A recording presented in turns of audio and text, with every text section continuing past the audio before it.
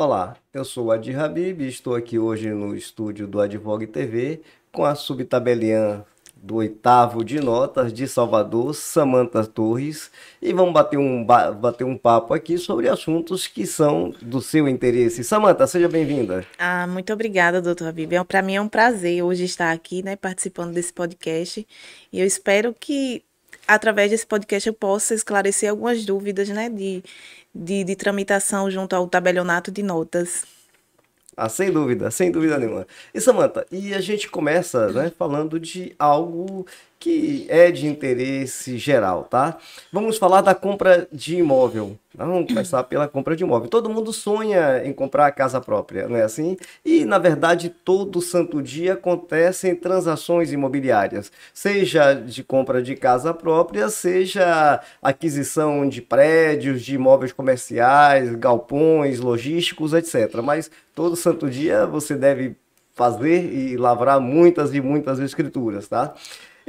Quais cuidados uma pessoa, por exemplo, quer adquirir o seu imóvel, a sua tão sonhada casa própria, ela deve ter, para que ela não caia numa furada? Sim, então, primeiramente, se certificar que o proprietário é proprietário, através da certidão de ônus do imóvel, né, que é emitida pelo cartório de registro de imóveis, onde vai constar toda a história do nascimento do imóvel até o dia atual. Se houve alguma indisponibilidade, se houve alguma penhora, quem foram os proprietários, se atualmente o proprietário que está te vendendo é proprietário de fato, né? Se está registrado isso na matrícula do imóvel, porque acontece muito que os clientes acham por ter contrato particular, já é dono do imóvel, né? E quando vai ver na certidão está no nome de uma empresa que ele comprou, que já foi até a falência a empresa. Então, o primeiro fato aí, o primeiro a verificar é a certidão de ônus do imóvel, certificar que o proprietário de fato é proprietário. Isso é verdade. E isso me faz lembrar, Samantha, uma certa feita, um cidadão me procurou, isso tem muitos e muitos anos. Sim. Ele tinha comprado, no entendimento dele, ele havia comprado uma fazenda no interior da Bahia, tá? Mas quando ele trouxe o documento que eu olhei, na verdade ele tinha comprado uma seção de um quião hereditário de uma fazenda que inclusive tinha menores. Imagine o problema. Imagine. Ele pagou pela fazenda, mas na verdade ele comprou uma seção de quião hereditário e que tinha menor ali fazendo parte, né? Ou seja, ele sofreu um engodo. Na verdade, ele foi vítima, eu posso dizer, na época de um golpe, tá? Sim. Ele achava que tinha comprado a fazenda inteira. Então é por isso que, dentro do que você falou, da importância, né, de você verificar se verdadeiramente aquela pessoa que está te vendendo, ela é dona. E você mencionou aí, por exemplo, que esse cidadão pode ter sido dono de uma empresa que está endividado, ou foi à falência, ou entrou em recuperação judicial, mas existem dívidas, tá? Então, Exato. efetivamente, é um cuidado que se tem que se ter, aquela pessoa que está lhe vendendo, né? Ela foi sócio de alguma empresa e é importante que você pesquise também essa pessoa jurídica da qual aquela pessoa foi sócia para saber dos problemas que estão ali envolvidos, porque pode ter ou está em andamento, por exemplo, um processo onde há um pedido de desconsideração da personalidade jurídica para atingir os sócios. E é por isso que ele está tentando se desfazer do patrimônio pessoal. Então, veja que a pessoa que compra um imóvel, de repente, pode cair numa cilada, não é? Pode. Não é Como verdade? acontece diariamente, infelizmente. Hoje mesmo tendo, né, vários escritórios de advocacia, vários cartórios de notas que podem dar essa assessoria, então esse suporte, né, para fazer essa verificação, as pessoas ainda acabam caindo. Assinam um contrato de compra e venda acreditando que aquilo ali é a transferência do imóvel. É tanto que quando você vai ver, as pessoas declaram assim, o documento do meu imóvel. É tanto que eu peço, me manda o documento do seu imóvel para me analisar, e quando eu vou ver é um simples contrato de promessa. Que quando você vai ver a origem da propriedade, né, quem é realmente os donos, não é nem quem vendeu.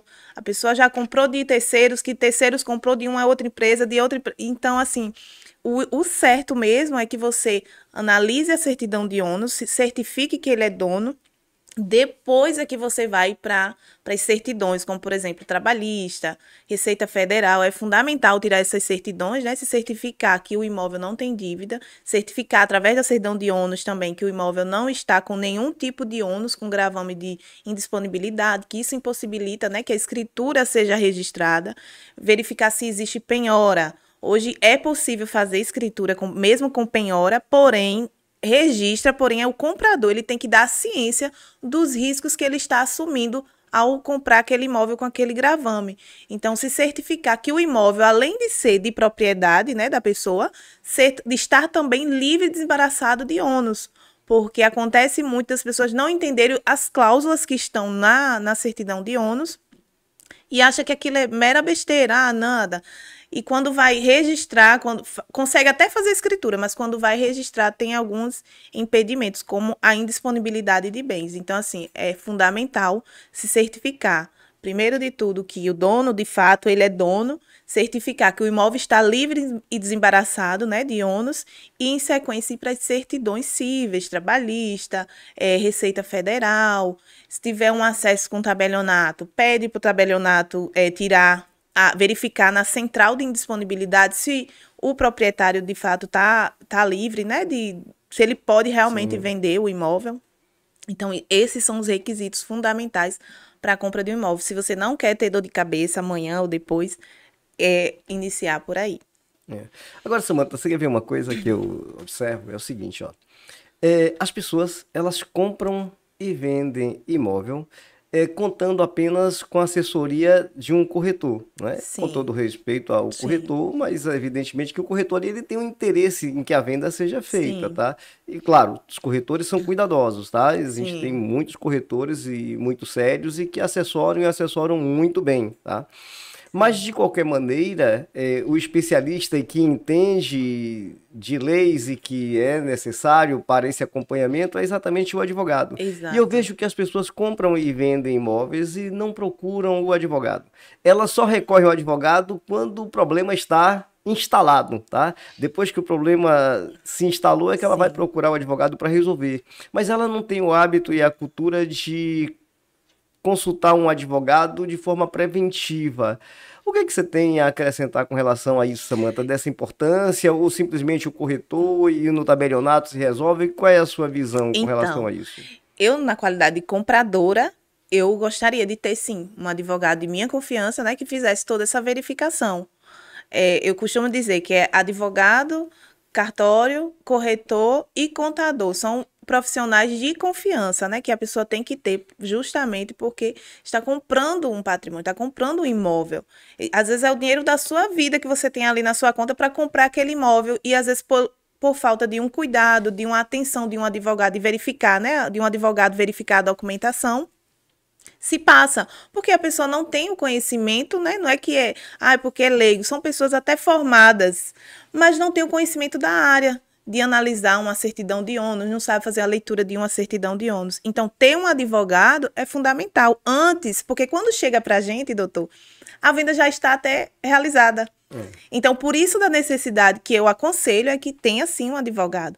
Porque quando chega para a gente, já é para fazer escritura. Às vezes já pagou um sinal, já assinaram o contrato. Então, antes que chegue a este ponto, procura um advogado de sua confiança, né, para fazer essa verificação, saber se realmente o dono é dono, se o imóvel está livre, desembaraçado de ônus. É fundamental a participação, sim, de um advogado.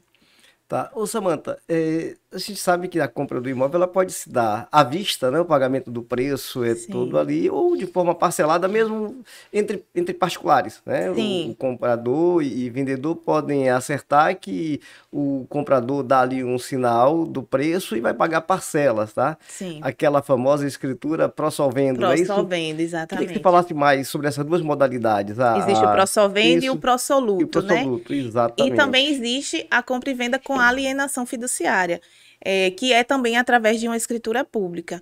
O pró-solvendo, ele só dá o pagamento após a quitação. Eu paguei o valor naquela data combinada, ali é dada a quitação. Não na escritura. Na escritura fica consignado que a quitação se dará na data tal, após o pagamento.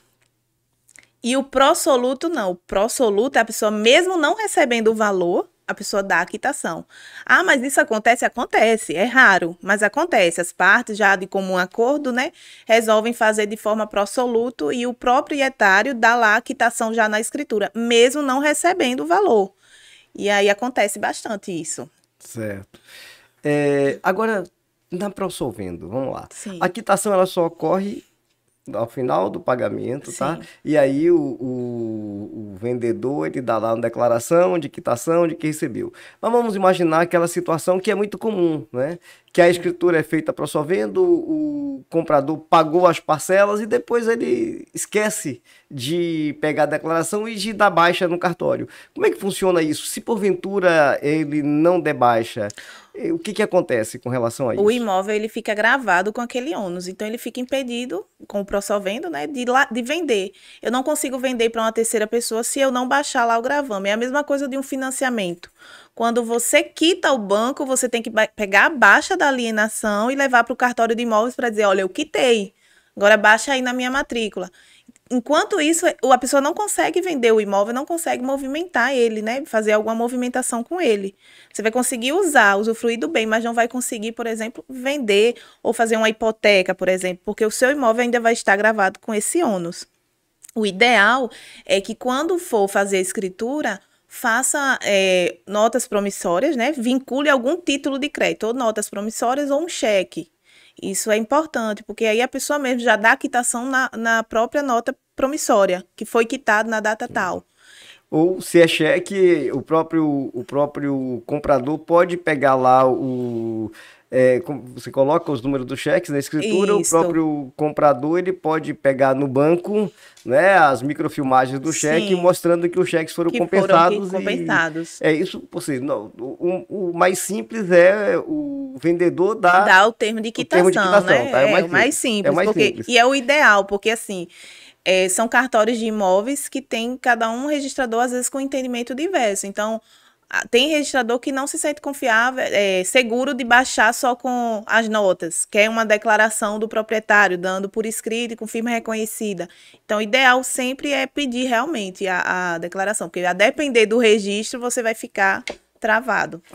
Agora, você falou aí uma coisa interessante, Samantha, do termo de quitação, não é isso? Com firma reconhecida. Isso. A firma reconhecida pode ser por semelhança, não é isso? Ou tem aquela que tem que ser presencial? Por autenticidade. Por autenticidade. Isso. Nesse caso, essa firma reconhecida pode ser por mera semelhança?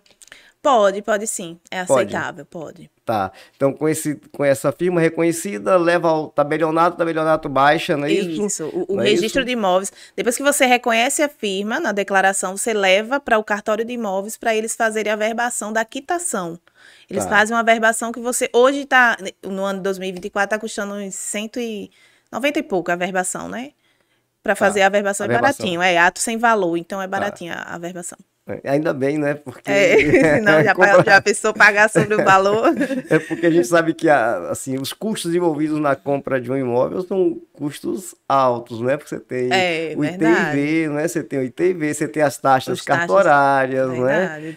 Agora, Samantha, sobre ITIV, você, assim, na nossa conversa preliminar, falou aqui de uma possibilidade de parcelamento do ITIV ou ITIV, né? Alguns chamam de ITIV, outros de ITIV. Fale aí um pouco sobre essa possibilidade, então, Samantha. É possível sim, gente, parcelar, inclusive em até 18 vezes, você pode parcelar. Tem os juros? Tem, né? Como todo parcelamento. Você pode, para saber quanto vai ficar cada parcela, cada valor, você pode verificar junto ao cartório que você está fazendo a escritura, o tabelionato de notas, e pedir para ele fazer a simulação do parcelamento. Lá vai sair toda a parcela, todas as parcelas, constando qual o valor dos juros, né? Mas é possível, tanto o ITIV como os DAGEs também cartorários, é possível parcelamento em até 18 vezes. Tá vendo aí? Com juros, né? É importante. Né? Com juros. Com juros, mas...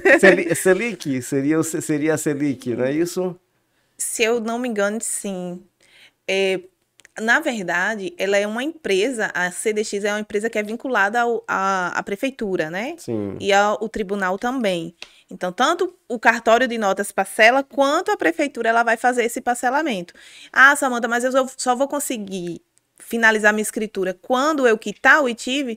Não. você consegue finalizar, porque a empresa CDX, ela faz o pagamento do imposto para você e você fica devendo ao cartão de crédito, ao banco do cartão de crédito, entendeu? Sim. Então, você consegue, sim, finalizar a sua escritura, mesmo tendo parcelado em 18 vezes. Tá.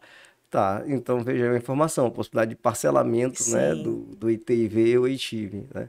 Outra coisa que, falando ainda sobre compra e venda de imóvel, que assim, tem muita gente que não sabe que precisa ter esse cuidado, se o imóvel tiver na posse daquele vendedor há menos de 6 meses, tem que se pegar a certidão também do proprietário anterior, né? Sim, Tem que se é pegar a certidão do importante, né? proprietário anterior Hoje, também. a gente tem a lei 14.825, se eu não me Que engano, né? Que é agora de março de não, isso, de 2024. 2024. Em Essa trouxe que mais segurança para trouxe um pouco, trouxe um pouco de comprador, né? segurança, porque viu que se o comprador, né, não usou de má fé na Isso. compra do imóvel, eu acredito que não usar de má fé é o quê? É tirar as certidões, verificar antes, né, se o imóvel, Isso. se na matrícula não existia nenhuma penhora ou alguma averbação de dívida, o imóvel, mesmo que a pessoa que tenha comprado, ele não corre esse risco, porque a lei entendeu que seria de boa fé, né, da parte do comprador, comprar aquele imóvel sabendo que ele está livre naquele momento da compra e depois apareceu alguma penhora, alguma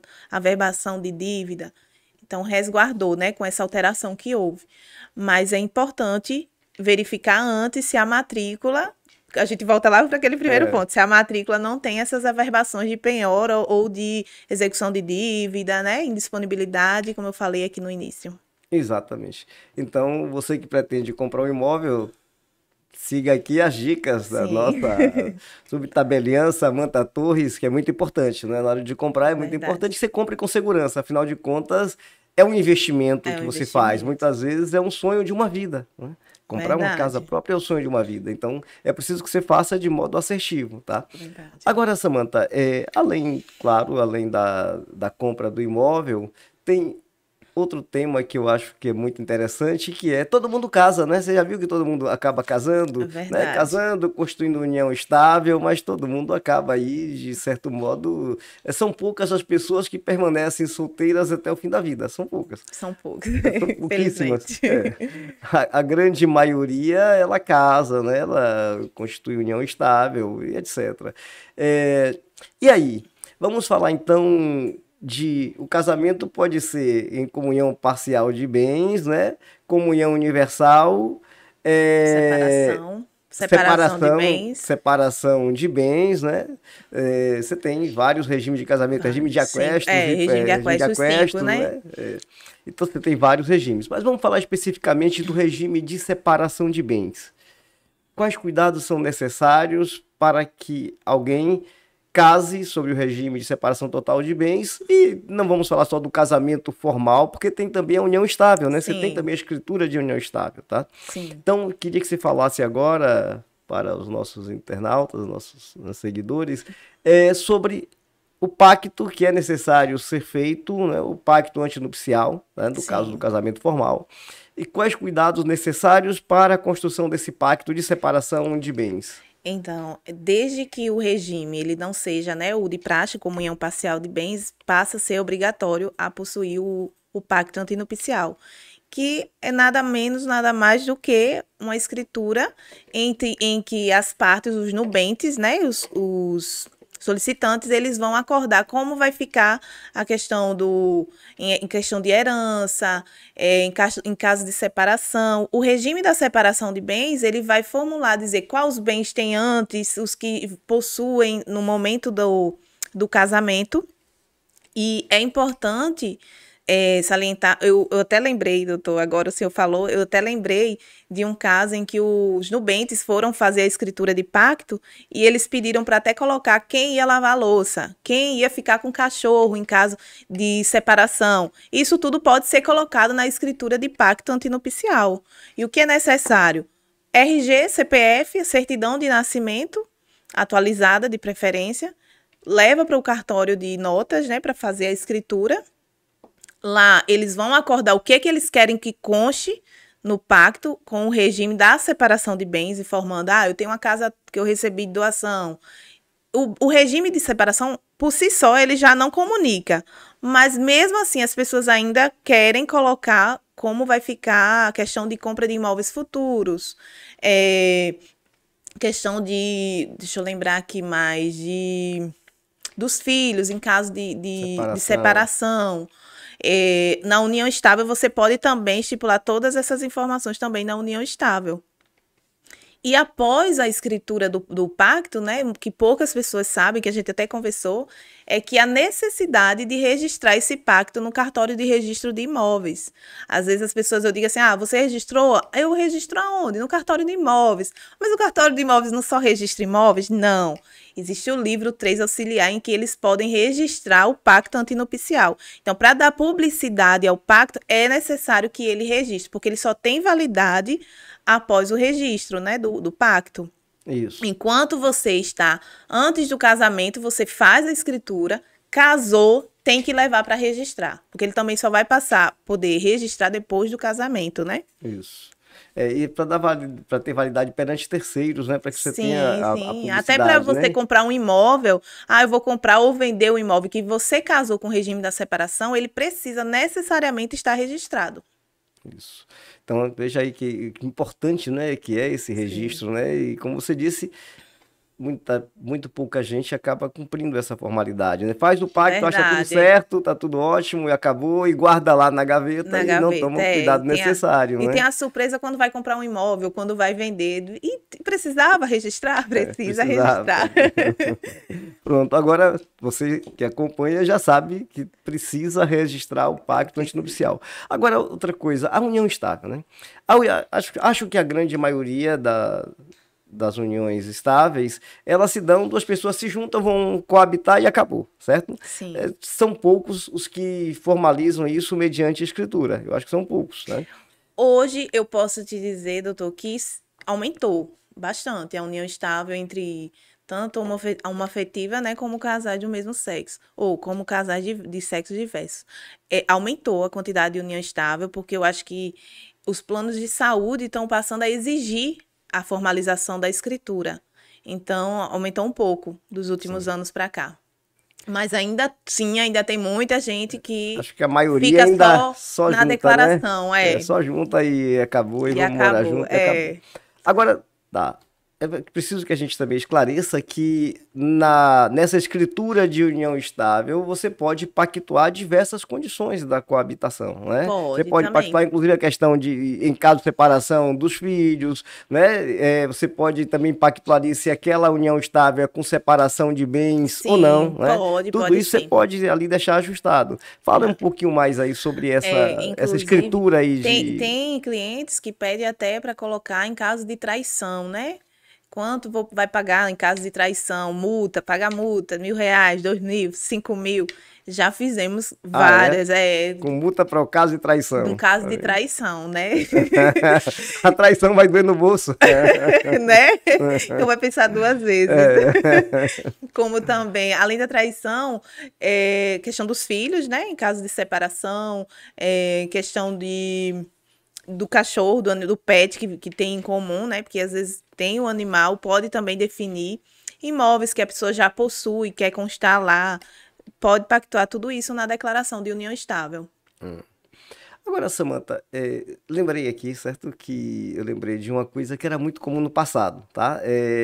Agora eu vou voltar aqui para compra e venda de imóvel, tá? Só voltando aqui, só que eu lembrei de uma coisa do comum do passado.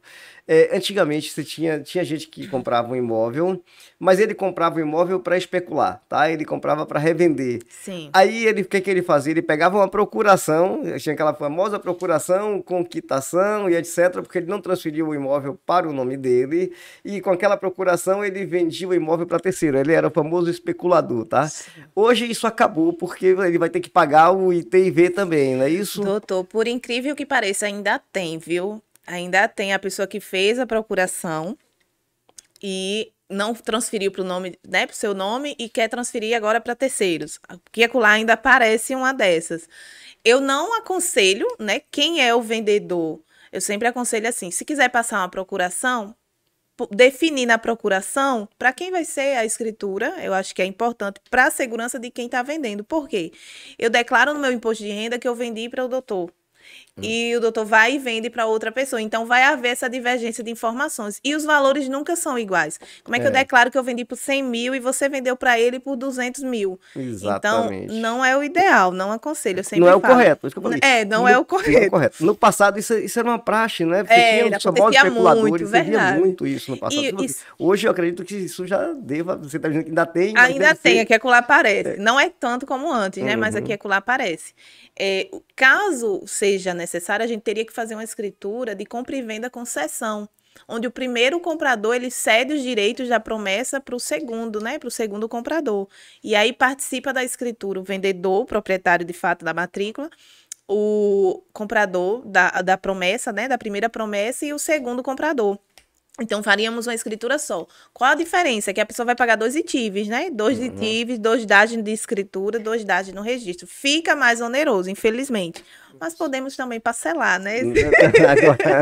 Então, o ideal é que faça ou a compra e venda com cessão ou 2 escrituras simultaneamente, que pode ser feito entre o vendedor e o primeiro comprador e o primeiro comprador entre o segundo comprador. Pode ser feito também dessa forma, simultaneamente, assinando as duas no mesmo dia.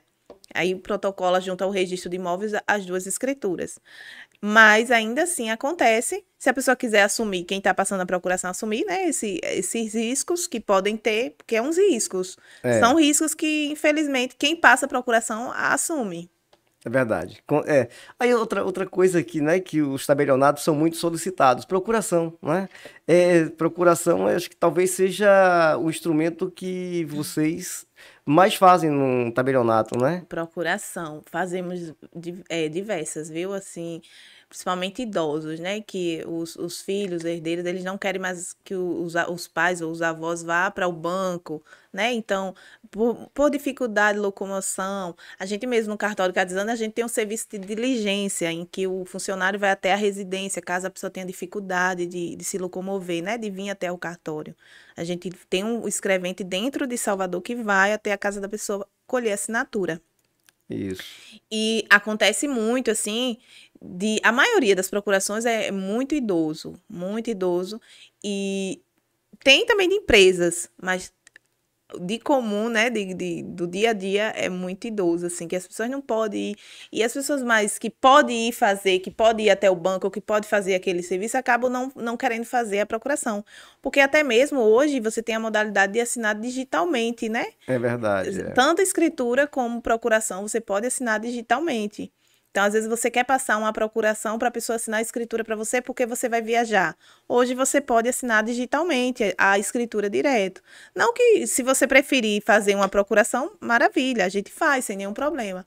Mas que você também pode assinar de forma eletrônica pelo sistema. Agora, Samantha, é um sistema que é muito bacana, que é muito avançado, porque ainda outro dia a gente fez uma escritura e uma parte assinou a escritura por videoconferência do Canadá, né? Sim. Do Canadá. Fale um pouquinho aí dessa modalidade de assinatura por videoconferência. Então, o e-notariado, né, que é o sistema, é um aplicativo que você baixa no seu celular.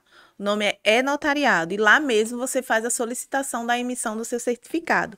É sem custo e é bem simples, ele é autoexplicativo. Então, você clica, solicitar certificado, o cartório entra em contato para fazer uma videoconferência para fazer a emissão logo em seguida do seu certificado dentro do seu aparelho. Samantha, depois troquei de celular, perdi o celular. O que fazer? Tem que fazer um novo certificado. Ele tem validade de 2 a 3 anos, então você pode deixar ele lá instalado no seu aplicativo, no seu aparelho. A senha é a senha de desbloqueio, né, do seu celular, fácil, digital.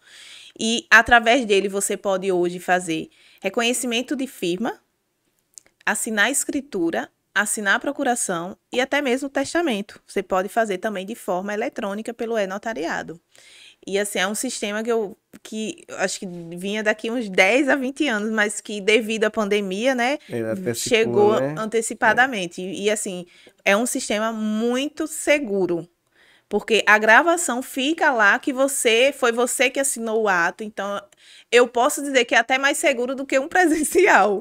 Porque a gravação tá lá, comprovando que foi a pessoa que assinou o ato, né? É verdade, é verdade. Agora, então explique melhor aqui essa questão do e-notariado. Então, só para que fique claro, né? Sim. Então, O cidadão, ele baixa o aplicativo, é notariado, não é isso? Ele vai na Play Store ou na Apple Store, né? Isso. E baixa o aplicativo, é notariado. Ele precisa ir ao tabelionato para validar? Não precisa. E como é que... Tá, eu quero que você explique o seguinte, tá? Ele baixou lá o aplicativo, tá? Como é que ele precisa, por exemplo, do serviço do 8º tabelionato? Como é que ele faz isso? Para que aquele ato que está sendo praticado pelo 8º tabelionato, como é que ele assina? Queria que você explicasse melhor como funciona. Hoje a gente tem os escreventes que todos fazem, né? O escrevente que está em contato com a pessoa, você fala no primeiro contato ou a pessoa quer simplesmente fazer o certificado? Isso, a pessoa quer fazer o certificado. Ela vai lá e faz primeiro passo, ela faz o certificado, tá? O primeiro passo, ela baixou o aplicativo ali e fez o certificado. Isso. Agora eu quero assinar uma escritura. Se a escritura estiver sendo realizada com a gente, o escrevente responsável do ato, ele vai estar em contato com a pessoa. E como é que acontece? A gente lavra o ato, anexa via sistema, a pessoa recebe um link via e-mail, o primeiro link, e lá ele vai ver qual documento ele está assinando, que é a escritura tal de compra e venda, um exemplo. A escritura de compra e venda, ele vai ver o teor do ato.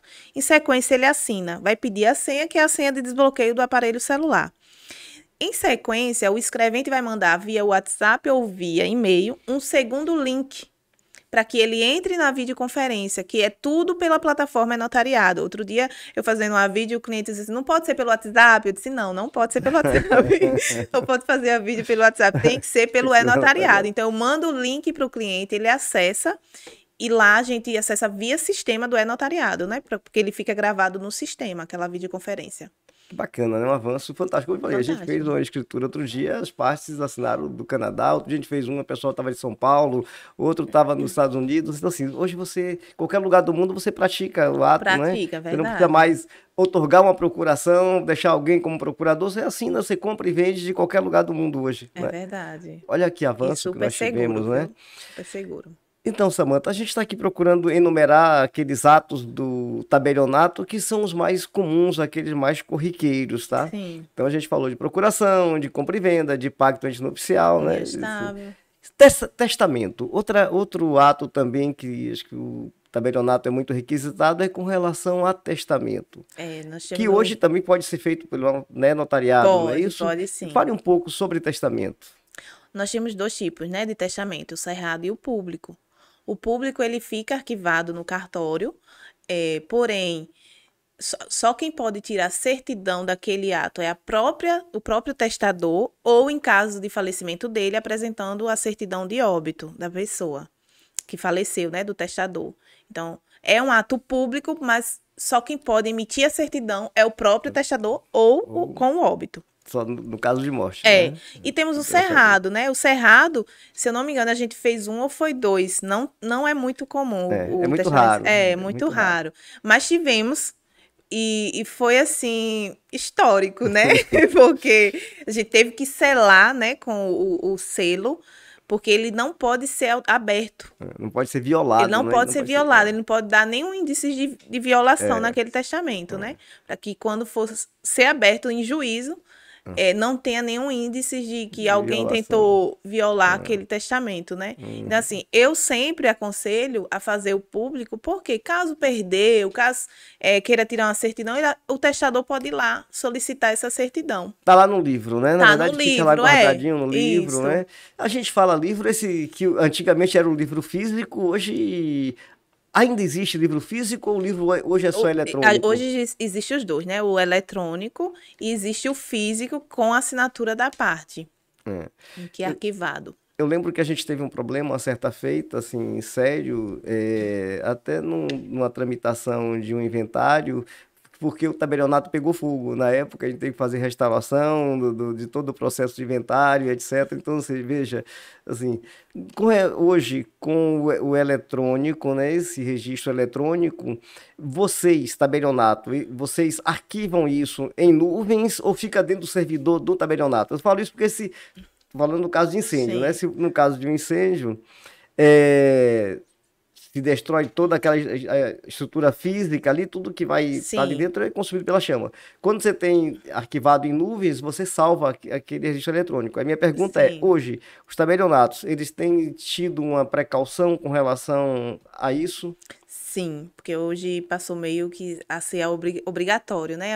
Existe o servidor do cartório e a gente também tem o backup que é feito diariamente, através de HD, entendeu? Então, assim, é o meio mais seguro hoje, sim. Os cartórios de notas, principalmente, eles têm que ter esse servidor. E, se eu não me engano, eu acho que tem também a nuvem. Tem também que é arquivado também em nuvem, porque essa parte aí já é com outro setor. Tá, Mas não posso te dar com precisão, mas eu acredito que é também arquivado em nuvem o arquivo. Mas é feito diariamente o backup dos atos que foram realizados, né? E isso tem é um ótimo. sistema também que a gente usa, que é o Scriba, né? Que também fica gravado. Isso é ótimo. Porque, como eu te falei, uma certa feita a gente teve um. A gente conseguiu, claro, a gente conseguiu, mas teve todo um outro esforço, Eu né? recordo, me recordo Um outro desse esforço. caso. Você lembra que eu até conversei Eu com lembro, você de um lembro. tabelionato que tinha pegado. A Sim. gente conseguiu, tá? A gente resolveu, Ai, que conseguiu, bom. mas teve todo um esforço adicional, tá? Teve É, todo um esforço adicional. acredito. Mas deu tudo certo, né? Ah, Isso que a bom. gente conseguiu resolver. Então, voltando ao testamento, Samantha, que é um ato, né, de disposição de Sim. vontade, né, do testador, ele resolve deixar uma parcela do seu patrimônio para alguém, e, inclusive ele pode até 50% do patrimônio dele ele pode destinar para quem ele quiser, né? Ele Pode. pode só precisar reservar para os herdeiros necessários, né, os 50%, e o resto ele pode fazer o que bem entender. Agora eu pergunto para você o seguinte, é muito comum testamento? As pessoas ainda fazem muito testamento público? Fazem. Assim, não vou te dizer que é uma quantidade para o tamanho, né, da cidade, pelo menos aqui com a gente, não tem tantos. Como no período da pandemia tivemos vários testamentos que as pessoas se preocuparam, né, com, será que eu vou sobreviver? Então as pessoas começaram a procurar o tabelionato para fazer testamento. Tivemos. Mas assim, no mês, pode acontecer uns 10 a 12 por aí. Então, não é tanto, né? Sim, sim, é verdade. Geralmente, as pessoas pulam do testamento para doação, que já querem antecipar, né? Ó, já quero fazer logo, quero deixar e com reserva de usufruto, aí reserva o usufruto para si. Enquanto eu viver, eu vou poder usufruir. Quando eu morrer, o imóvel é dele, da pessoa, né? É. Então, as pessoas às vezes deixam o testamento e vai para doação. Tá aí outro tema importante. Tá aí outro tema importante. A gente sabe que na doação existe o imposto de doação, certo? Isso. Mas quando há reserva de usufruto, você não paga a integralidade do imposto de doação. Explique um pouquinho sobre isso. Então, existe dois tipos, né? Existe a reserva de usufruto e existe a instituição Do de usufruto. usufruto. A reserva é quando eu sou dona do imóvel, doei para você e quero reservar o uso para mim. Quando é instituição, é quando paga o imposto, que é 3,5 sobre 50% do valor do bem. Isso. Lá a gente usa assim, use 1,75, que dá o mesmo valor, né? Uhum. Mas é o mesmo valor. A instituição é quando o imóvel é de terceiros e eu quero reservar para minha filha. Eu comprei o imóvel, mas quero deixar a minha filha usufruindo do bem. O imóvel é meu, mas a instituição, eu instituo o usufruto para ela usufruir do bem enquanto ela viver. Certo. Aí paga esse imposto de 1,75% sobre o valor do bem, né, de avaliação. Isso. A gente usa aquela base que é a base de cálculo para fins de IPTU, não é aquele para fins de ITIV, que é um pouquinho superior, né? Sim. É o para fins de IPTU, a base de cálculo. Aí a gente coloca 1,75 sobre esse valor. E o DAGE também. O DAGE, a pessoa, para instituir, ela paga um DAGE sobre o valor cheio. Para renunciar à instituição, ela tem 50% de desconto, tanto no imposto quanto no DAGE. Tá. E se você falou da instituição e na reserva de usufruto, quando você faz a doação com reserva de usufruto. Você não paga o imposto na reserva. A reserva não há incidência de imposto. Tá, Porque mas ele é você vai dono pagar o imposto só sobre doação, ok? só, Você só paga sobre sobre doação, É isso. 3,5%. Essa é a diferença básica, só pra gente. É a Isso diferença básica. mesmo.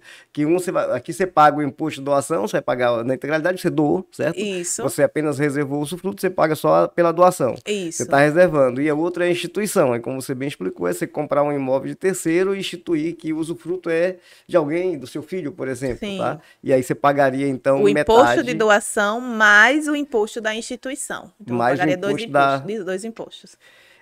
Mas isso é interessante. Você falou que você paga, veja, num você paga o imposto de doação, no outro você vai pagar o imposto Da doação e o da da instituição. instituição. O da doação, 3,5% e o da instituição, 1,75%. Interessante, né? Esses são cuidados que você tem que ter, na verdade, né? Às vezes chega cliente assim, eu tô comprando um imóvel para o nome da minha filha, mas eu que tô doando dinheiro, o imóvel tá no nome de terceiros, eu que tô doando dinheiro e quero reservar usufruto para mim. Aí a pessoa vai pagar um ITD da doação do dinheiro, porque ela tá pagando, Isso. ela tá pagando o imóvel para a filha.